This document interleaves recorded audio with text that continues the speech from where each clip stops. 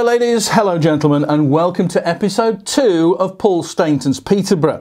Now we're here at Salam Radio, which is a Muslim community radio station in Cromwell Road in Peterborough. Its aim is to unite communities of all kinds and, you know, provide a positive message. And boy, could we do with a bit of that right now. Hey, Tories, Labour, Remainers, Brexiteers, good luck Salam Radio. You might need a bit of help with that one. We'll meet one of the people behind this little community radio station in Peterborough later. Also on the show today, we've got a couple of Christmas games for you. We're off into Cathedral Square to play Tea or Tree. The tree in Cathedral Square has been quite contentious for quite a few years from when it was first set up, like an invading spaceship from a planet of Ferrari Rocher far, far away. It just appeared one year and it's still there. We're also going to play a game called Name That Councillor. You'll see why later in the show. We're going to have some pictures of councillors in Peterborough and invite people to match up names with faces. That goes really well. We were going to play Pin the Tail on the Donkey as well, but there's just too many donkeys knocking about at the moment. You know, you've got May and Corbyn and Mogg and Johnson, and then let's not even start locally. We're also going to look back on the life of one of the country's longest serving councillors, Mr. Charles Swift, the legend that is. We'll be having a chat with him throughout the show and looking back his long and illustrious career as the country's longest serving local councillor. And as usual, Charlie has a point of view to get across. But we couldn't carry on this show really without looking back at the life of an amazing man, a man who I met many times and who sadly departed this mortal coil earlier this month at the age of 89. I'm talking about the one and only Mr. Peter Boyzo, who was just amazing for this city. If it had Peterborough on it, he was behind it. He resurrected the Broadway. He galvanised and sorted out the Great Northern Hotel. He brought pizza to Peterborough. He loved jazz, of course. And if it wasn't for him and his intervention, Peterborough United would not be the club it is today. Without his money coming in and saving that club, Peterborough United fans, you wouldn't have a club today. And it reminds me actually of a couple of stories. He once at Peterborough United needed a lift back to the Great Northern Hotel, and this was in the 90s, and I was a poor sports reporter for BBC Radio Cambridgeshire. They paid even worse in those days, and I had a little Ford Fiesta, and Peter was quite a big man, you know, tall and well built. Big boned, as my mum would say. And he squeezed himself into the front of my little brown Ford Fiesta, and I gave him a lift to the Great Northern Hotel, and he wanted to buy me lunch, but I had to insist that actually I had to go and do some proper work. You know, I couldn't just sit around having lunch at the Great Northern all day. And the other story came from Chris Turner, former Peterborough legend, because Peter Boyzo's first love was hockey, not football. He only got involved in football because it said Peterborough on the tin. And Chris Turner said to me that he remembers once when Ken Charlery had got sent off in an auto windscreens cup ties. This is going back, auto windscreens. And it got to full time and the scores were level.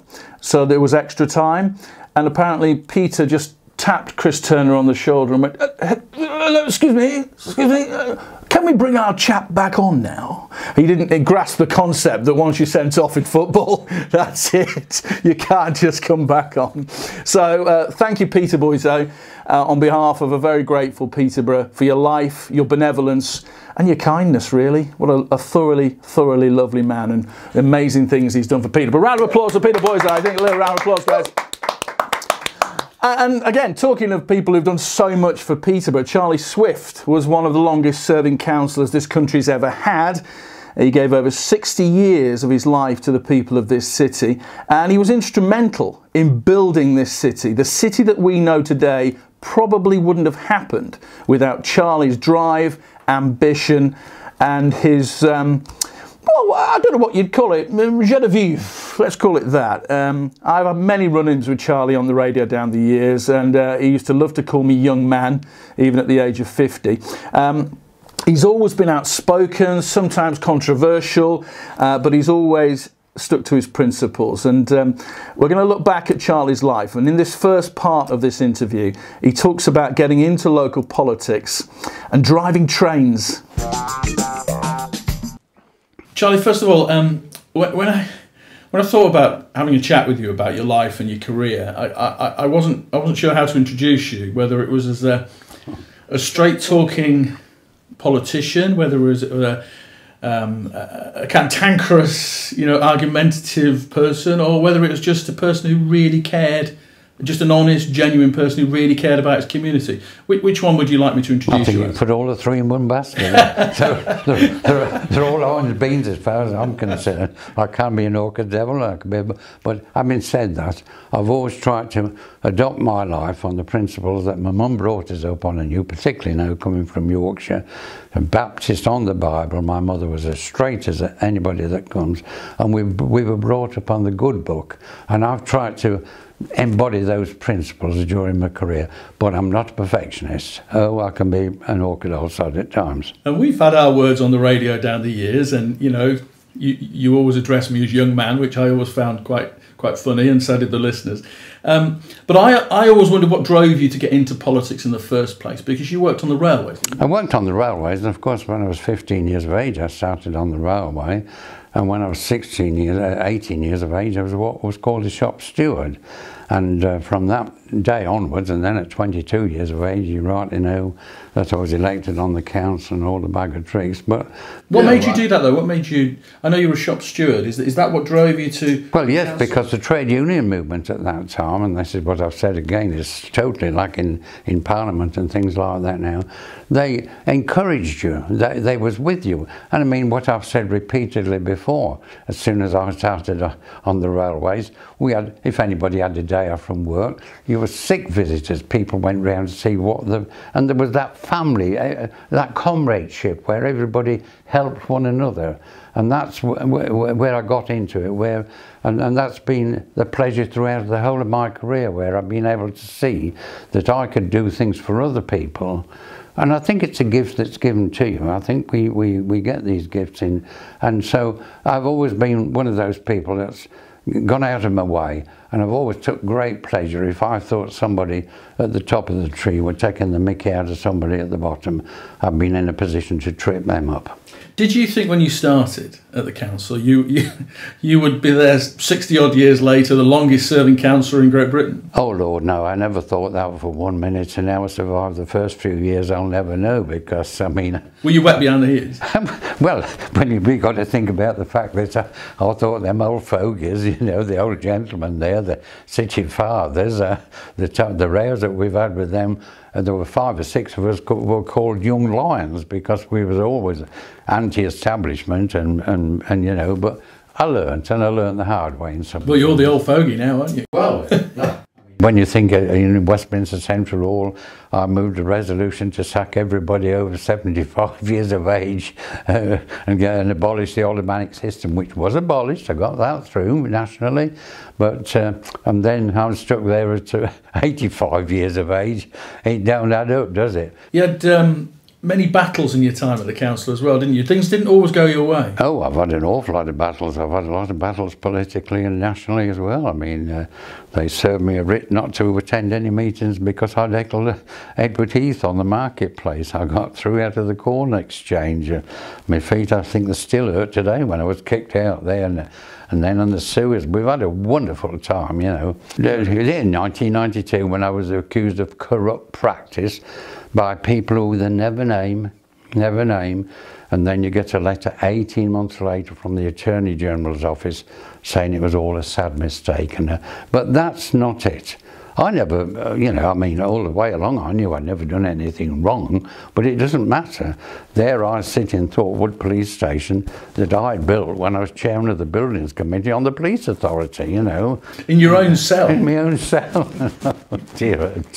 When you go back, I mean, you mentioned some of the battles and your proudest moments and things that you are especially proud of. You always stood up for your ideals. I mean, the Ugandan situation was one. Oh, the Ugandan situation. I mean, and I learned a lesson there, because you see, I went back in. I went down to Strathfield and I brought a busload of them back to Peterborough. I was able to get 25 houses from the Development Corporation, 25 from the City Council.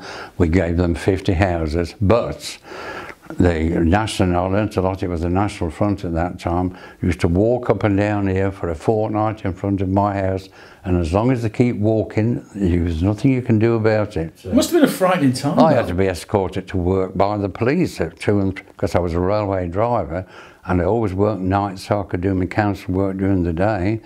And I've gone on my bike to work with a police car following me all the way down, because I had death threats and everything else. And then to cap it, I was up for election, and the 4 polling stations, the National Front walked up and down in front of them, saying a vote today means more blacks in Peterborough. You know, that's how it was. You can't imagine that now, can you? No, you can't. And then, of course, it was ironic, but there were some students from the West Indians that was in seconded to the town, all under the chief executive at that time, Mr. Clark, and he got them on polling stations. When they went into the polling station, there was these coloured lads handing the ballot papers out.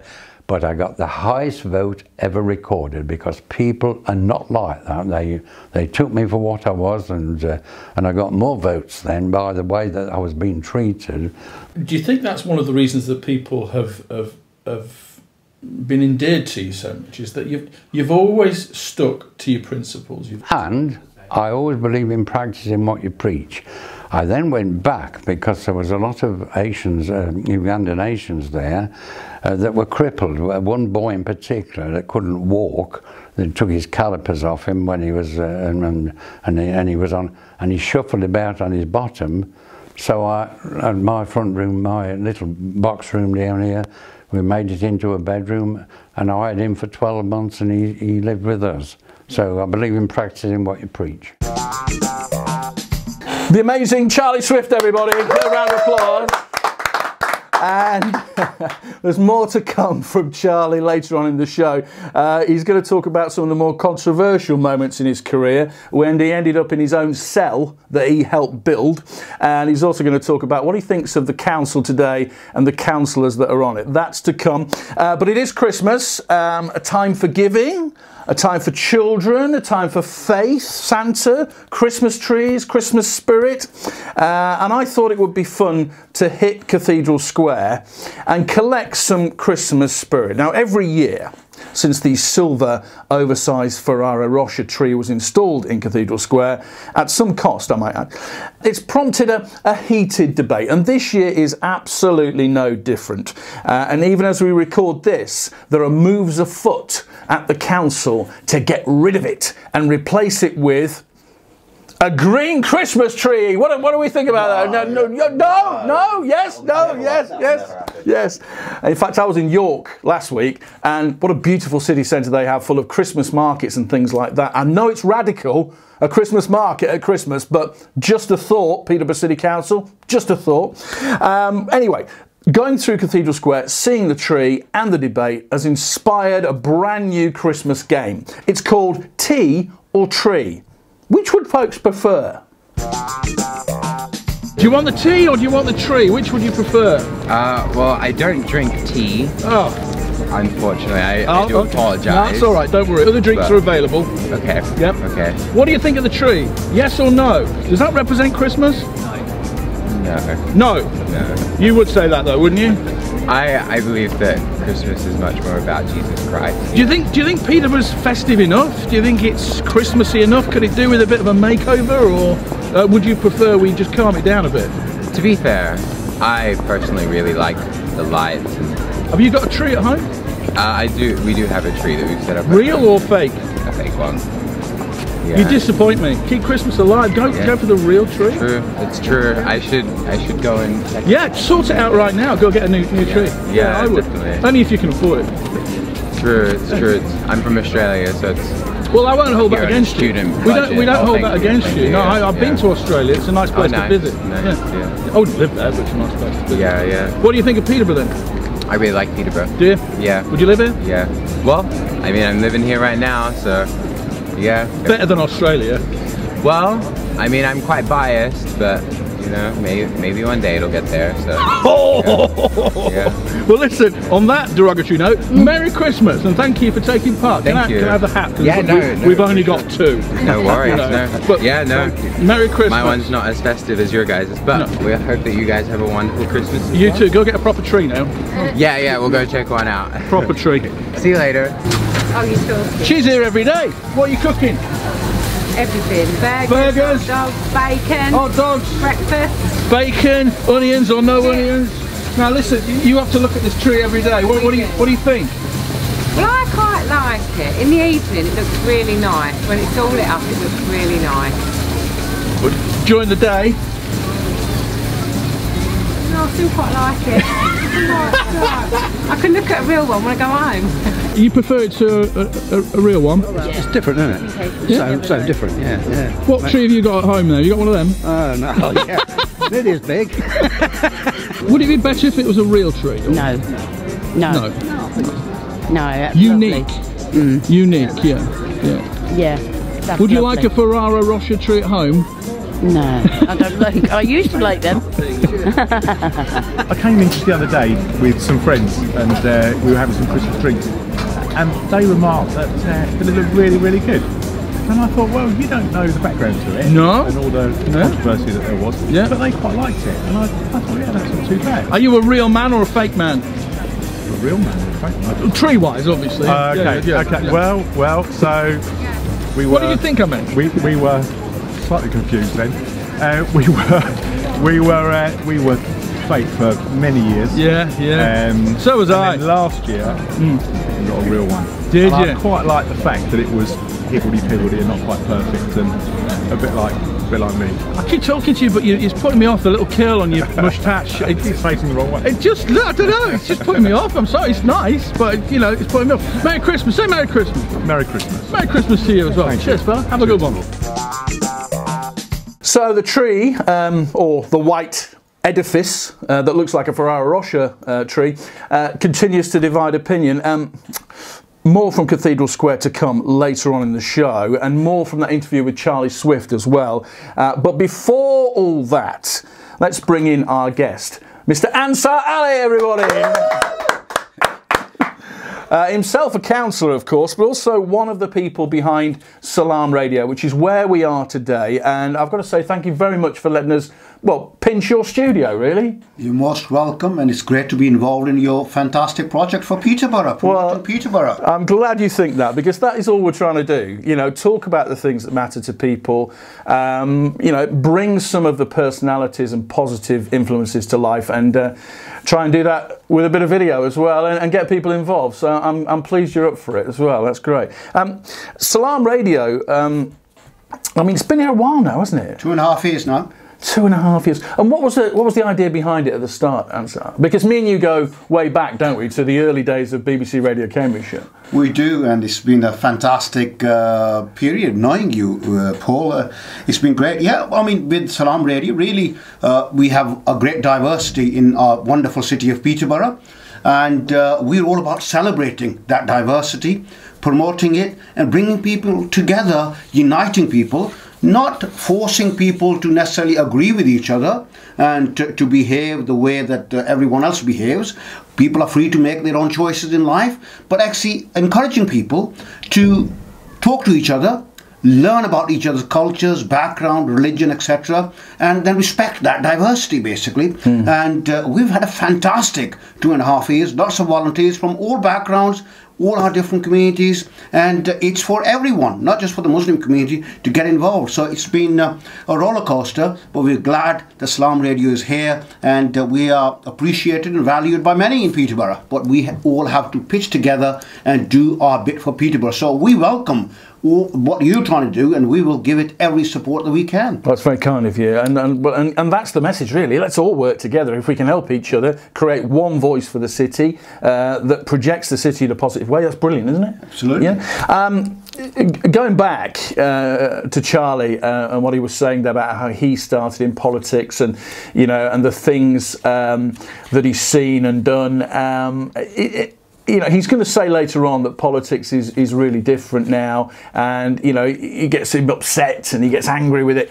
But without him and his influence, this city would be a very different place, wouldn't it? Absolutely. I mean, from a personal point of view, I would have never entered politics. I would never worked for local government if it wasn't for the influence of Charlie Swift. So I owe him a great debt, basically, and he's my mentor, basically. I still go to him and approach him. And you're absolutely right. The things that he's done for our wonderful city, it's just amazing. The sort of wealth that he had created, the assets that he had built up during his time as a council, of course, as the leader of the council as well, is just fantastic. And I don't think there's anyone else who has such a feeling for our beautiful city of Peterborough than Charlie Swift. So he's an amazing man, a man of benevolence, of helping people, encouraging people of all backgrounds, and he just loves to get involved. And we're really proud that he came from Yorkshire and made Peterborough his home. Well, a bit like me, really. Stay with us, Ansar. We're going to talk more. We're going to hear more from Charlie Swift now, the legend that is. And here he talks about the privatisation of council services, his disappointment with the Hamptons, and the part he played in transforming this city when it became a new town.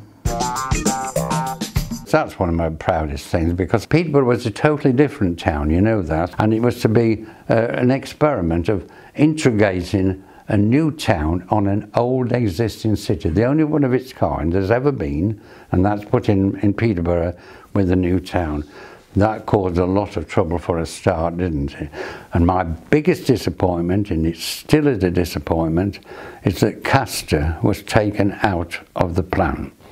And over at Castor now is over 1,000 acres of land, which you've seen the road work, the networks of roads are all around there, owned by the government. We went from the Commission to New Towns to the government body now, and if they wanted to solve the housing problem in Peterborough overnight, they could get stuck into that land that they own out there. So that's hypocrisy again. People of Castor might not agree. I don't give a monkeys about that, to be true. But we kept the village concept in. You look at Warrington, you look at the Orton Waterville and Orton Longville, then they wasn't affected at all because there was no through traffic in there, and Castor could be well kept out of any development core. But I would say to Castor Parish Council tomorrow, I'd make them responsible, and I would do exactly what we did all those years ago, which I was so proud of, when we built 200 houses at £2 deposit, and they could do that over there now. And I get so cross, bitterly cross, when we have all this bed blocking now and the old people. When I came to Peterborough in 1989, the parkways were surrounded by grass. I thought, this is a strange place. I'll never get to know whether I'm on Neame Parkway or Longthorpe Parkway or whatever. And that was the change in the 70s for Peterborough, but it's changed dramatically since I came here in 1989. We've got a proper multicultural city. We've got a vastly expanding city, and I just wondered, you've seen it all from the village, if you like, to the city we have today, the metropolis. I've always believed in this philosophy, and I was brought up now. My dad was an Enoch Powell fan, and we used to fall out like thick thieves, Dad and I did. But my dad also used to kneel at the side of the bed with us and say his prayers. And one of the things that's always motivated me is the fact that we say, Jesus loves the little children, all the children of the earth, brown and yellow, black and white, all are precious in his sight. And that's, again, what motivates me. I've been in the Salvation Army for donkey's years, and that was, again, what taught me a great deal. It was going around the public houses when I was a boy of 16 or 17, selling the war cries. I lost my uniform twice for belting somebody. I shouldn't have done it, but somebody upset me in one of the pubs, so I clouted and won, and that was it, full stop. I'd have paid money to see that, Charlie. What I was trying to get at, you know, Peterborough's changed dramatically a number of times. Has it changed for the better? I think, you know, indirectly, yeah, I think we still hold our own, but I must be scrupulously honest with you. I think, and I'm very bitterly disappointed with the Hamptons. I mean, we had the controlled development of the Peterborough Development Corporation, and when you think that they're building places at Hampton that are not much better than the GN cottages that were built in 1845 for space, there's no gardens at the back, and I think Hampton, in a few years' time, well, I shouldn't say it indirectly, but this is how I feel. I think it'll turn out to be a slum in about 40 years' time. Peterborough continues to grow. It's second, third largest growing city in the UK, I think, and you know, that's a good thing. But you spent 60 years, over 60 years, on the council fighting for people, making sure they were getting the things they needed. What do you make of the present situation with all the cuts to council budgets in Peterborough and the effect it's having on the city? These cuts that they're making now are going to have the most devastating effect in the next 3 to 4 years' time. Make no mistake about that. But when you were on the council, I mean, the council could build houses, it could deal with homelessness, it could look after certain public services, and that was all changed. We were told it was all going to be better if it was all given to private companies. Has it been better? No, of course it hasn't. It's been totally... I mean, the whole point about it, which I wrote, the Prime Minister wrote, everybody else, and it's 20 years ago this year, 1968, 1998, when we abolished the Cambridgeshire County Council as far as we were concerned and became a unitary authority, promising everybody, but only going back 20 years, promising everybody that we'd go back to 50 years ago when everything was in-house, when we dealt with everything from cradle to grave. What have we got now? We've got 95% of all our services that we was going to administer ourselves all put out to the private sector now. Because of cutbacks? Because of cutbacks. But again, because the government told us, didn't they? Previous governments, all political parties, said, you've got to cooperate with the private sector. We will do that. Look at the mess we're in now. We had Enterprise take over our dustbins and goodness knows what, and then they went down the drain, so we got Amy's. Now Amy's have gone somewhere else, and we've got somebody else coming in, and all these things. And we were promised, you see, the money that we was going to save by going out to the private sector. It's cost us a bomb. What would you do, Charlie, if you were Theresa May now, and how would you solve the problems we've got, which, as you say, some of which appear to have been self-created? I would say, look here, we've got to put the clock back. We really have got to put the clock right back and give local authorities the know-how to deal with everything in-house, and let them be captains of their own ship. Let them do what our forefathers did. Go back to the future. What did our forefathers do in Peterborough, for instance? They created, didn't they, millions and millions of pounds worth of assets, and all they're doing now is selling the family silver off, isn't it? And it can't go on forever. It can't go on forever. More to come from Charlie in a little while, including his take on the council and the councillors in Peterborough. Ansar's going to be shuffling in his seat later on. He's still with us, Ansar. He's a forthright man, old Charlie, isn't he?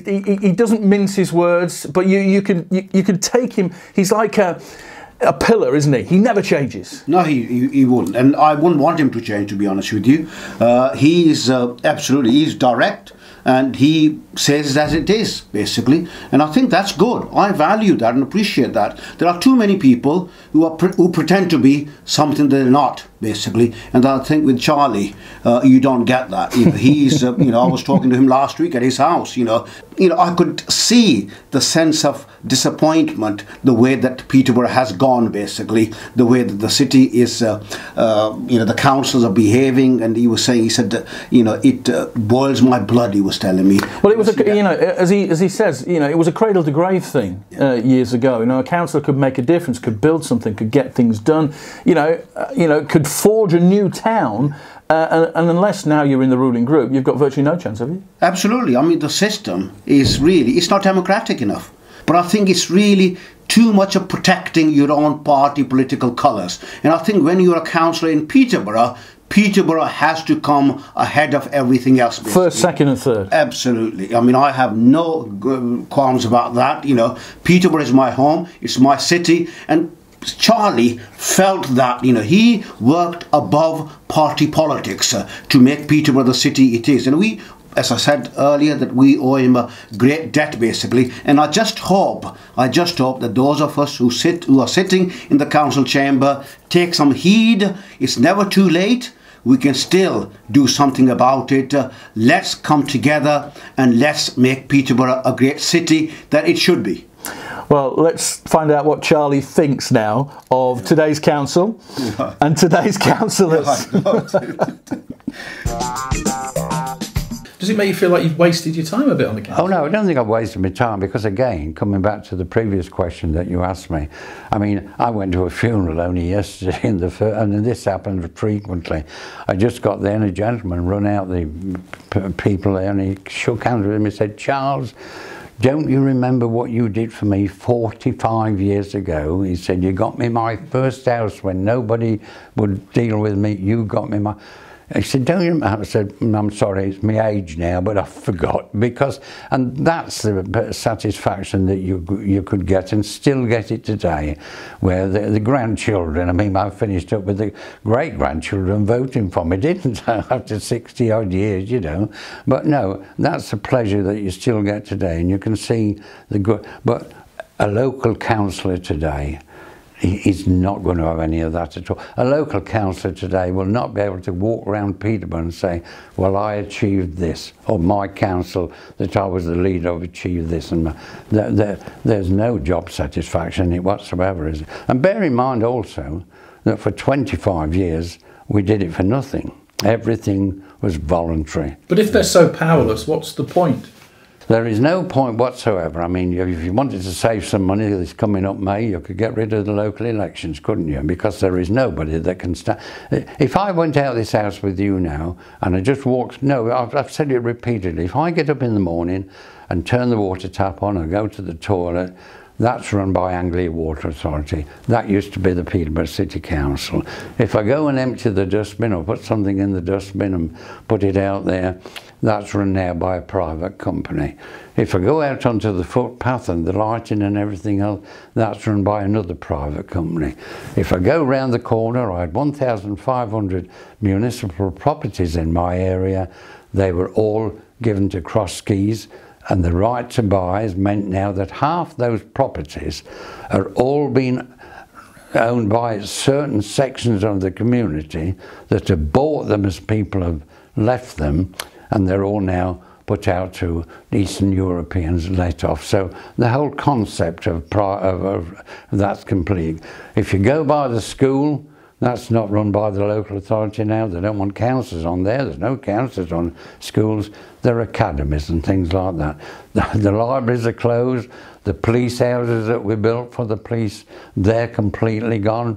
And there is nothing in this ward or any ward in the city that a councillor has any responsibility over. And now, as you rightly know, if you want, they're closing the places down where you used to go and pay your rent and your rates and get your, they're being closed down. Everything now has got to be done online, where 30% of the people, elderly people, geriatrics like me, haven't got not online and things like that. So they've got to be done online. If a councillor wishes to do something for you as a constituent, he's got to have your written permission to do it. We've gone absolutely balmy. Would you vote yourself out of office now, Charlie, if you were still a councillor? I'd certainly vote, I'd certainly say that 90, yes I would, because this ward has got 3 councillors, duplicates, and they can't do anything because it's a cabinet system now, so they've got no say whatsoever. No say whatsoever, complete. So there's 40,000 quid paid in councillors for this particular area. One could do it. You've got one councillor that represents 10,000 people on Cambridgeshire County Council in some of the rural areas that are as large as Peterborough put together. As large as one councillor for 10 to 12,000 electors. We've got one councillor for 2,300.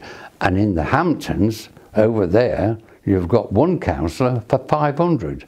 And that's where the money is just wickedly wasted. Wickedly wasted.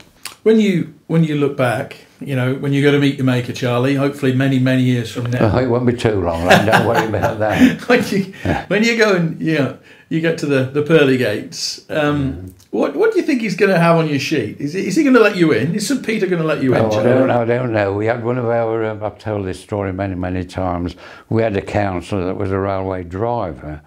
And you know what railwaymen are, lovely people, and they learn you from A to Z. If you worked on the railways, they'd tell you what they thought about the council and everything. But we're tremendously loyal at the end of the day. And I always remember this gentleman being shockingly ill, Bill Cashmore, the next mayor of the city, and they were taking the mickey out of him. He got back to work on night duties, and the railway guard came in and he said, Bill, he said, I thought you were dead, because they're ever so nice, you know. Well, he said, actually, I did die. He said, and I went up to the pearly gates, he said, and Peter were there, crossing us on and off, and he said, what was your occupation then in life? He said, well, I was a railway driver. Ah, he said, to be perfectly frank, we've got too many of them just now. You go back, it's guards that we want. And he was the guard that was asking him this question. A dry old stick and things like that. No, I would hope at the old, it's like on the railway, the railwayman's life is a journey through life. He gets hooked up when he starts with his train, doesn't he? He might, if he's got, he might get a clear road with green signals all the way to Finsbury Park into King's Cross, or he might get yellows, or he might abruptly get reds. So it's a stop and start situation. You go into a tunnel at one end, and from darkness you come out into light, and that's a journey through life. So I think if I do get up top, I would like him to say what many people have said when you've got to London and you put your head out the cab and passengers have come by and they've said, well done, driver, or well done, thou good and faithful servant. But and if the place ain't there, well, it's just too bad, isn't it? Well, I've enjoyed our chats, our discussions on the radio. I've enjoyed talking to you down the years, Charlie. It's been an absolute pleasure, and thanks for talking to us today. Oh, any time, you know, well, that's it, boy. But you know, I've had a wonderful journey through life. Let's put it that way. Ah, the amazing Charlie Swift, a joy to talk to, a man who never ever compromised his values, a man who helped Peterborough to be the city it is today. He got me thinking though when he was talking about councillors not having the influence they had, and only a select few having the power, and whether we need them all, whether we could get rid of loads of councillors and save a load of money. And I thought, do people even know who runs this city? Do people, the average Joe on the street, do they know who the councillors are? And we came up with a game. Ladies and gentlemen, welcome to Name That Councillor. Can anybody in Peterborough actually name the councillors who sit on the town hall? Pleased to say we've got two contestants ready to play the game. Little round of applause, please, for our first contestants, Josh and Sam. Is that right? Coming in, guys. Coming in. I'm going to give you a few names each there. So there's a few for you. These are all erstwhile councillors on Peterborough City Council. There you go. Are you ready to play Name That Councillor? Absolutely. In 3, 2, 1, go! Who have you got? What do you think? Yeah, I think Sam Smith. What do you think? I think Sam Smith's going to be this champion. Sam Smith? He's a singer! Sam Smith? John Holden. You think he's Sam Smith? I think that's definitely Sam Smith. It's got to be Sam Smith. Really? Yeah, absolutely. Okay. I think it's champion. That's a John Fox if ever I saw. Along the way. Where you going? John Fox! He looks younger every day.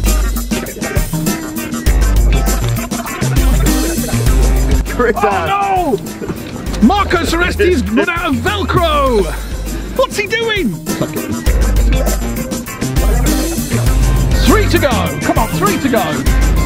What have you got left? Yeah. Oh, that's Julie. Oh, Marco's fallen. The whole Not for the place is first falling time, down. folks. Finally, Not for the first Dennis time. Marco's Jones. fallen there. Dennis Jones, thank you, Dennis. For all your hard Let's work. get a round of applause. Let's bring in our official adjudicator in the style of Je suis frontière. It's Pete Melkowski. Pete, what's the official score here? How many have they got? Scores on the doors are. Yes, come in, Pete. Drum roll. Scores on the doors are, Paul. Yes. 3. 3? 3 out of 12. We've got Mohammed Farouk. You put that one. That's a lady. That's a lady. Sam Smith. Lady. Look, lady. But I think it's conclusively proved that John Holditch is far better looking these days. Now he's called Chris Ash. John Fox is much younger and less hirsute than he should be. And Darren Fowler is leading the council. Oh, frightening. Ladies and gentlemen, round of applause for our two competitors. Coming in, guys, coming in, coming in, coming in. Josh and Sam. We did our best. Say Merry Christmas to the folks at home. Merry Christmas. We wish you a Merry Christmas. We wish you a Merry Christmas. We wish you a Merry Christmas and a Happy New Year. That'll do, it's awful. So, not many people could name and put a name to the face of the councillors on our board, and apologies if you're a lady councillor and you were labelled as a man. I do apologise. I did point out you're a lady, and Darren Fowler is apparently John Holditch running the council, Ansar Ali. So, newly converted to Labour again, isn't he, Darren Fowler? He's on your team again, isn't he? He is in our team. It's good to have him on board, to be honest with you. I think he's a very dedicated, passionate councillor, and that's what we need. Does it surprise you, though, that people can't put names to faces? I mean, is that part of the problem in Peterborough as well? I think it is. I mean, I think that there are some councillors who are quite removed from their local constituents. They're not seen out and about enough. Many of them don't hold surgeries because some areas basically is just the colour that you go under. Basically, you would get elected. So in some areas, it really doesn't matter what party politics you have. Are you having a dig at the Tories now? I think I'm just saying every area basically. Yeah, I mean, Charlie was quite scathing, saying we could get, because a lot of councillors don't have any influence, there's no point in having them. There are too many councillors in too small wards. Does he have a point with some of that? I think that, in terms of the workload that I have, I think there is a lot of work to be done basically, and I think it is frustrating because of the bureaucracy involved now, all the different organisations. There isn't the influence that the councils had in Charlie's days basically. And when you see the sort of nature of debate at the city council, I mean, now with social media, our council meetings are broadcast live, people can see that. Childish sometimes, isn't it? Childish, some of it. It puts people off. I come across people and they say, my God, is that the way to behave? You represent, you should be role models. Ansar, lovely to see you again. Thank you for letting us come into your little studio and take it over for the afternoon and film our little show on PBC. I really appreciate it, Ansar. Thank you. You're welcome anytime. Merry Christmas. Happy New Year. And that's it. Thank you to Charlie. Thank you to Ansar Ali, everybody here at Salam Radio. And thank you to you for watching. We're going to be back in the new year, poking a bit of a stick in things, having some fun, shouting about Peterborough and, displaying a positive message and trying to give this city a voice. If you want to get involved, you might want to sponsor the coffee. I don't know. Well, you can. Just get in touch with us. All the details are on our various platforms. Now, have a great Christmas. Whatever you do, wherever you go, don't eat the Christmas decorations, because you know why, don't you? You'll end up with tinselitis. And on that note, goodbye. See you in the new year. Bye-bye!